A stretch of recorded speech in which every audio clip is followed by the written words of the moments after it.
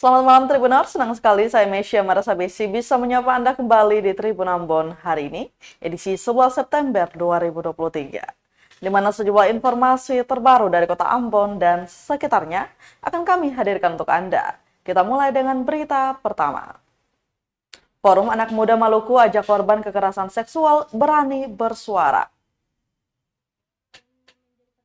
Forum Anak Muda Maluku dengan tegas menyatakan dukungannya terhadap korban kekerasan seksual yang terjadi di bumi raja-raja itu.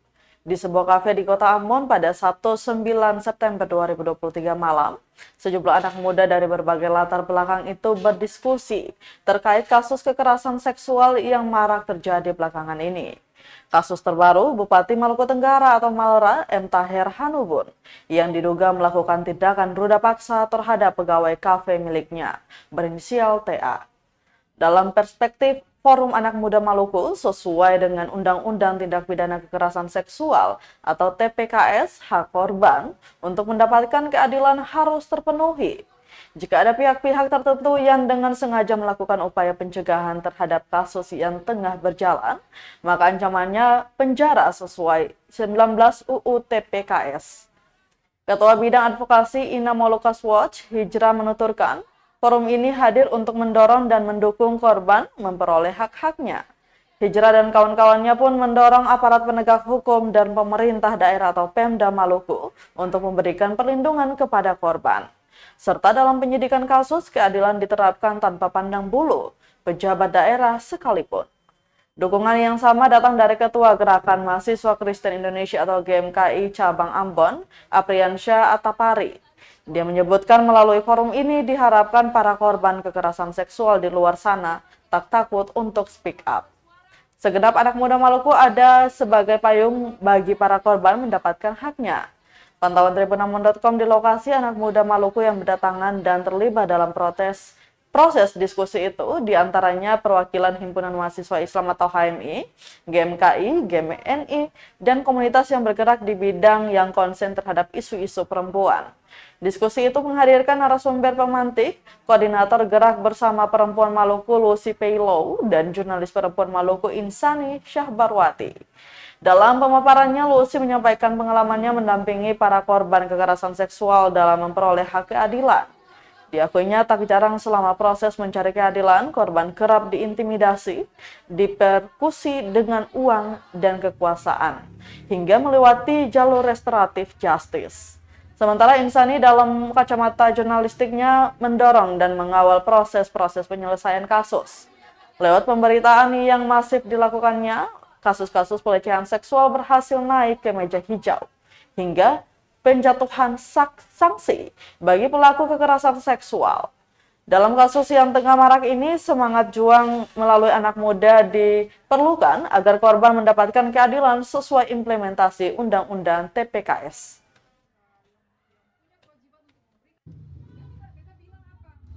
Kita kasih solusi ya. Caca dia rakyat dan Forum Anak Muda Maluku Bersuara sebagai ruang silaturahmi dan ruang belajar kita bersama untuk melihat kasus-kasus kekerasan seksual di Maluku. Dan di dalam forum ini juga kami sangat mendukung korban-korban yang mengalami kekerasan seksual di Maluku untuk mendapatkan akses seluas-luasnya, untuk mendapatkan keadilan sesuai yang diharapkan. Maka dengan demikian, kehadiran forum ini juga memberikan sebuah payung bagi teman-teman di luar sana yang mungkin hari ini teman-teman takut untuk menyuarakan atau menyatakan keadaan teman-teman yang mengalami kekerasan. Mari kita sama-sama terbuka untuk hal ini. Kami ada sebagai forum anak muda untuk menopang teman-teman, menjaga dan melindungi teman-teman, karena ini adalah hak teman-teman. Teman-teman punya hak untuk mendapatkan perlindungan, dan teman-teman punya hak untuk menyatakan kepada banyak orang tentang tindakan yang mungkin saja di luar sana dilakukan oleh banyak para Kita ke berita selanjutnya, Tribuners. SD Negeri 2 Poka Ambon kini resmi memiliki ruang komputer. SD Negeri 2 Poka Ambon resmi memiliki ruang komputer Senin 11 September 2023. Peresmian secara simbolis dengan pengguntingan pita oleh Sekretaris Dinas Pendidikan Kota Ambon John Sanders di SD Negeri 2 Poka Ambon.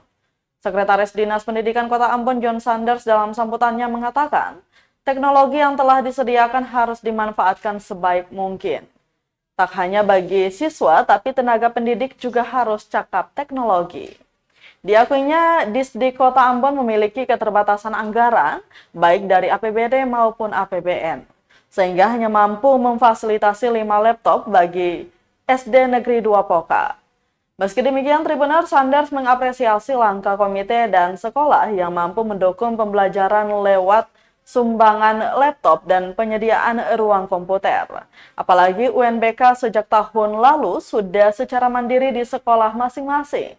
Sementara itu, Kepala Sekolah Patima lain mengatakan laboratorium komputer baru itu memiliki 21 laptop, di mana 14 laptop merupakan usaha dari Komite SD Negeri 2 Poka dan 5 sisanya sumbangan dari Dinas Pendidikan Kota Ambon. Sementara sisanya laptop lama.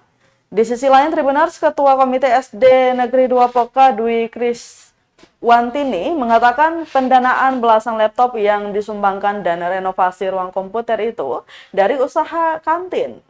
Dijelaskannya komite sekolah berupaya terus agar peserta didik mampu berkembang dengan baik.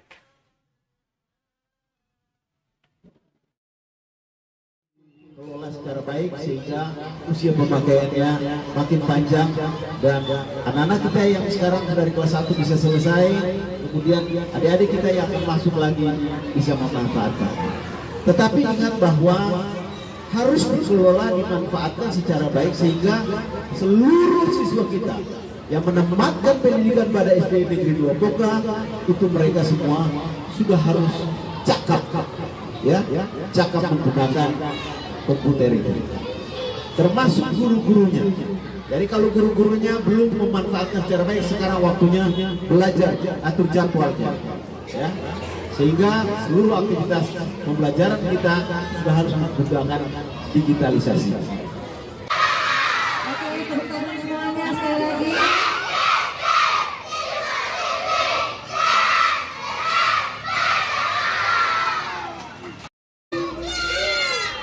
Siap untuk cakap IT?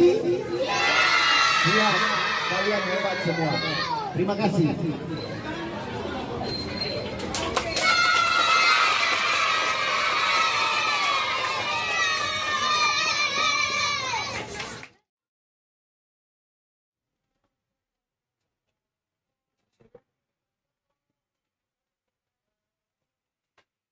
Kita ke berita selanjutnya, Tribuners, AMGPM Ranting Zoa rayakan HUT ke-40. Semoga makin kompak dan solid bersama. AMGPM Cabang Bethesda Ranting Zoar merayakan HUT ke-40 tahun. Perayaan tersebut berlangsung di Gedung Gereja Petra Jemaat GPM Bethesda Benteng Atas, Kecamatan Nusaniwe, Kota Ambon, Minggu 10 September 2023 malam. Kebaktian berlangsung hikmat dipimpin oleh Pendeta G. Melsa Sail di bawah sorotan tema bertumbuh, berbuah, berdoa, dan bekerja. Ketua Ranting Zoar Sami Leasa mengatakan dalam pidatonya mengajak seluruh potensi ranting untuk bertekun dalam doa dan saling bergandengan tangan untuk memajukan organisasi ini. Pasalnya pengurus tidak dapat bekerja secara maksimal tanpa sinergitas dengan anggota. Lease juga meminta kepada setiap kader untuk mendoakan semua kegiatan yang akan dikerjakan serta mengerjakan apa yang didoakan. Sementara itu, Sekretaris Cabang Gilbert Lelapari dalam sambutannya mewakili Ketua AMGPM Cabang Bethesda berharap agar di usia ke-40 tahun ini, Ranting Zoar terus mencetuskan kader-kader yang loyal. Lelapari pun berterima kasih kepada para pengurus yang telah memberikan kontribusi dan konsistensi untuk pengembangan ranting. Terpisah dari itu, Tribuners, Ketua Majelis Jemaat GPM Bethesda Pendeta Riki Siahaya mengajak potensi Ranting Zoar untuk terus berbenah dalam membentuk karakter pemuda dalam bingkai kekristenan. Dalam sambutannya, Siahaya berpesan agar pemuda-pemudi Ranting Zoar dapat terus berdoa, bekerja, bertumbuh, kemudian berbuah demi memuliakan nama Tuhan. Ranting Zoar ini ialah dari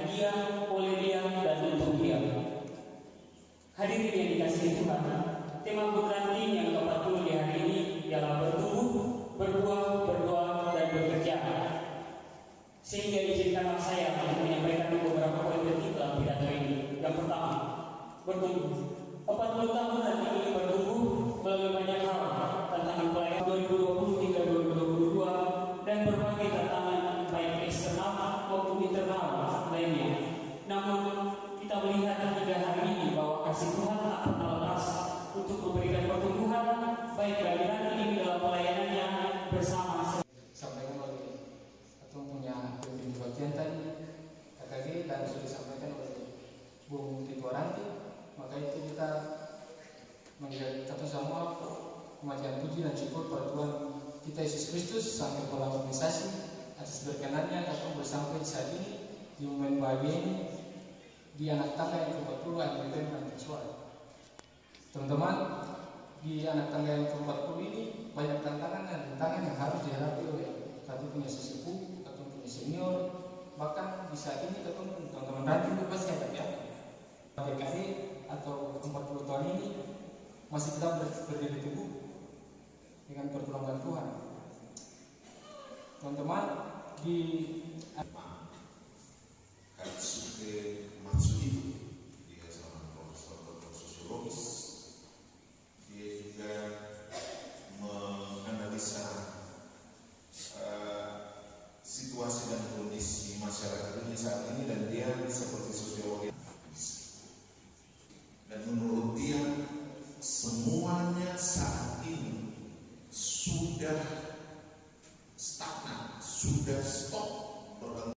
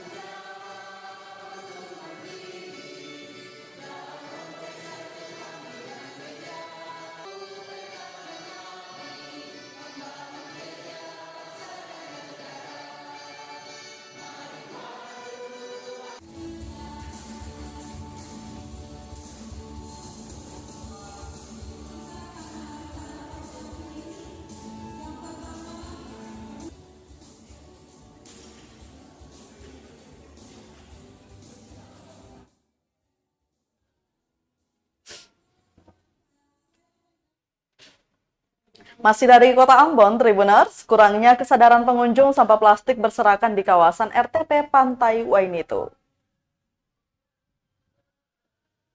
Kurangnya kesadaran pengunjung akan kebersihan lingkungan menyebabkan kawasan ruang terbuka hijau atau RTP Pantai Wainito dipenuhi sampah plastik. Pantauan tribunambon.com sekitar pukul 4 sore di lokasi, terlihat banyak sampah plastik berserakan Sabtu 9 September 2023. Sampah-sampah plastik tersebut merupakan sisa bungkusan makanan dan minuman yang dibawa pengunjung. Padahal di kawasan RTP tersebut tersedia puluhan tempat sampah. Ada 3 jenis tempat sampah yang disediakan, warna merah untuk sampah B3, warna kuning untuk sampah organik, dan warna hijau untuk sampah anorganik. Salah seorang pengunjung, Aaron Awai, mengaku sedih dengan kondisi tersebut. Pasalnya kawasan RTP yang baru direvitalisasi pada Agustus baru-baru ini menjadi salah satu spot wisata di Kota Ambon. Menurutnya pengunjung harus sadar untuk membuang sampah pada tempat yang sudah disediakan. Pasalnya meskipun ada petugas untuk membersihkan, tetapi membuang sampah pada tempatnya harus menjadi kesadaran bersama. Dia berharap ada sanksi yang diberlakukan kepada pengunjung agar secara perlahan membentuk kesadaran masyarakat.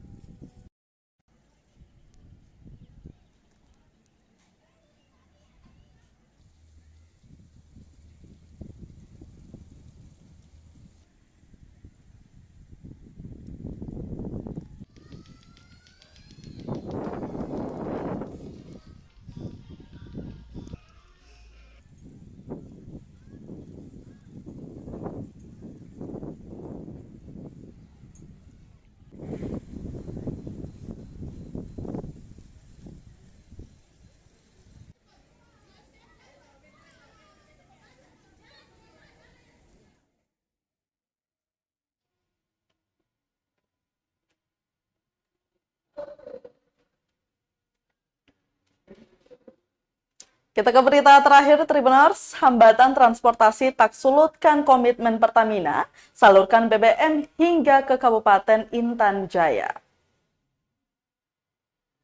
Pertamina Patra Niaga Regional Papua Maluku menyalurkan bahan bakar minyak atau BBM ke salah satu wilayah 3T atau tertinggal, terdepan, dan terluar, yakni Kabupaten Intan Jaya, Provinsi Papua Tengah, Minggu 10 September 2023.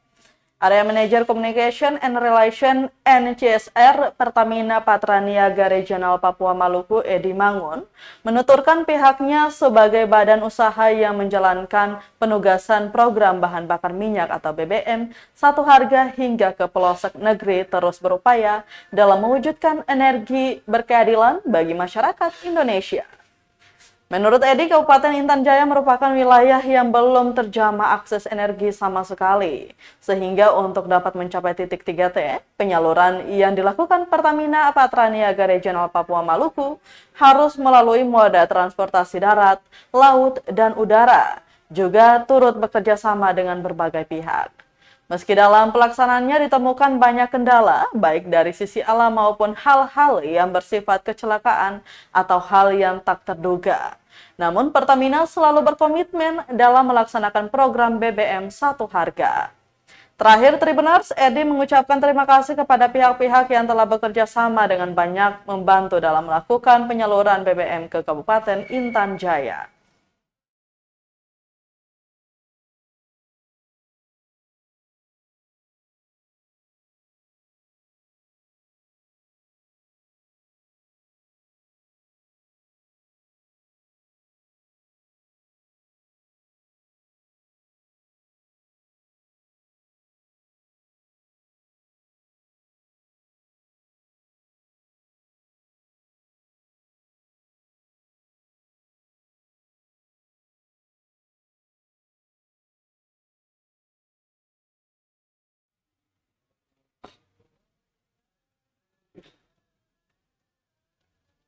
Baik Tribuners, berita tadi sekaligus menutup rangkaian kebersamaan kita di Tribun Ambon hari ini, edisi 11 September 2023.